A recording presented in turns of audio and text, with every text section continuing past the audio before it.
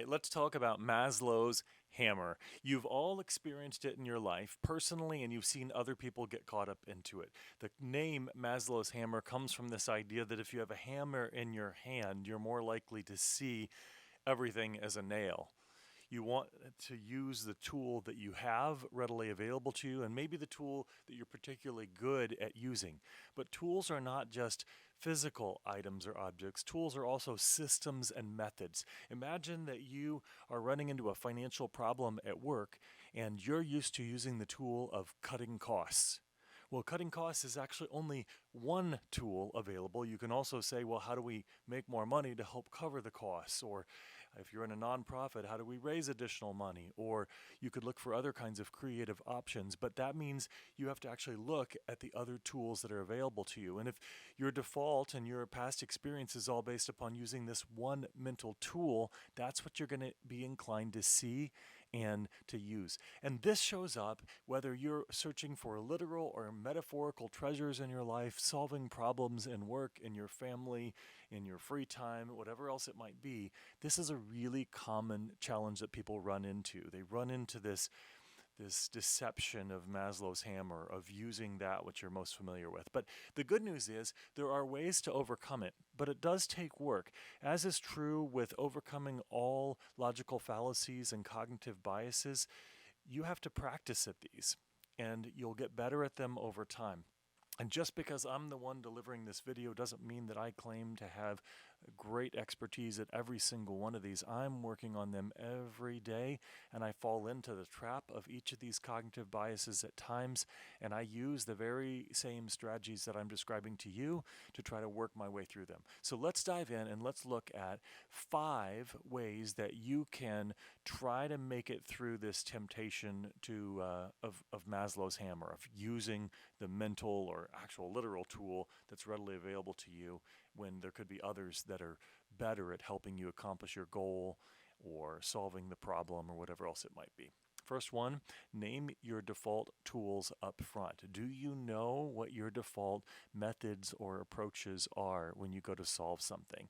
All of us have them, but we're not necessarily aware of them. So the first step is to actually get to know yourself, and sometimes that would help. It would help to ask other people. Other people might see this, and if you say, do I have certain ways of trying to solve problems or solve clues, if it's in a literal treasure hunt or something like that, or um, ask people, family members, friends. If you have a spouse, maybe ask them, and they might be able to see something. But it's going to take you a little bit of work and time to identify your default tools. But that's an important part of this, is just to name it up front and identify it, and then take some time to figure out, okay, well, what is this tool really good at and what is it not good at? For example, if you have a hammer in your hand, hammers are really good at hitting things, and well, that could break things as well, right? You don't want to use a hammer when a spoon is what's in order, or a screwdriver is what's needed. And the same thing is true when we're trying to use different tools, different mental models and methods and strategies to solve problems and solve clues. So that's the first one. Identify and name your tools up front, and so you know what you're working with. Second one is, and this is going to take some work. Actually, I probably should have changed the order because the second one is going to require some of the other steps a little bit further. But deliberately rotate your tools. So you want to make sure that you're shifting strategies regularly, and you're dealing with the same problem, but you'll say, okay, well, if I look at it from this strategy, what kinds of solutions might I come up with, or what kinds of solves might I come up with? And if I use this strategy, what would look different? And you want to rotate them. And over time, you'll get to know which tools are better for which situations.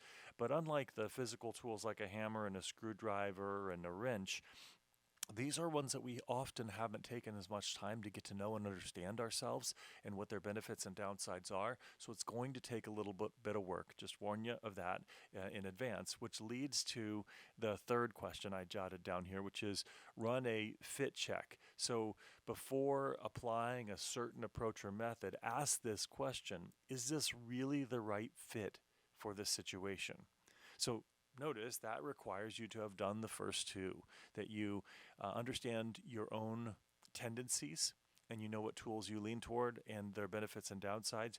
You're deliberately rotating tools and you're getting to know their benefits and downsides. And now you're able to ask this question, okay, what's really the right tool for this? It takes some experimentation. It's not something you get figured out right away, but it's an important part of this is learning to ask and answer that question.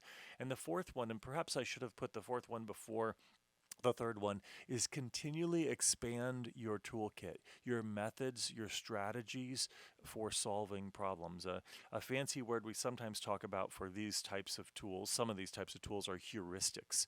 And there are these kind of approaches or methods that you use to solve a problem. And this is actually true in all sorts of things. Say you're in an argument with a person, what are your strategies for navigating that argument? Maybe you have a tool of kind of fighting back and winning the argument as opposed to a tool of taking a position of curiosity and asking questions, or a tool of pausing and affirming your care and interest in the other person because you don't want the conflict to interfere with what's more important to you, the relationship. So there are lots of different kind of tools or methods. You might be more comfortable with the word methods when I talk about a situation like that. Same thing is true when you're trying to solve a puzzle, solve a riddle, solve a problem in your work, figure out a clue in an actual literal treasure hunt or whatever else it might be. Fix something that's broken in your house. So you want to expand your tool box. That means learning about different methods and different approaches to solving problems. And there are lots of resources out there that you can check out on this. There's even this might be a little more academic than you prefer, depends upon who you are, if you like more academic books, but there are a couple of books. If you actually just look for heuristics, you'll find some different tools or problem solving strategies, or if you are specific to the treasure hunting world, treasure hunting strategies. There aren't a lot of books or resources out there, but there are some resources out on the web. The fifth one is reflect on your tool use and misuse after the fact. So this is kind of similar to asking the question earlier about, is this the right tool for this situation? The fifth question is after the fact, and usually as soon after as you can, really pause and consider, was this the right tool for the job? Or were there other strategies or approaches that would have been more effective, whether you failed or succeeded in your attempt?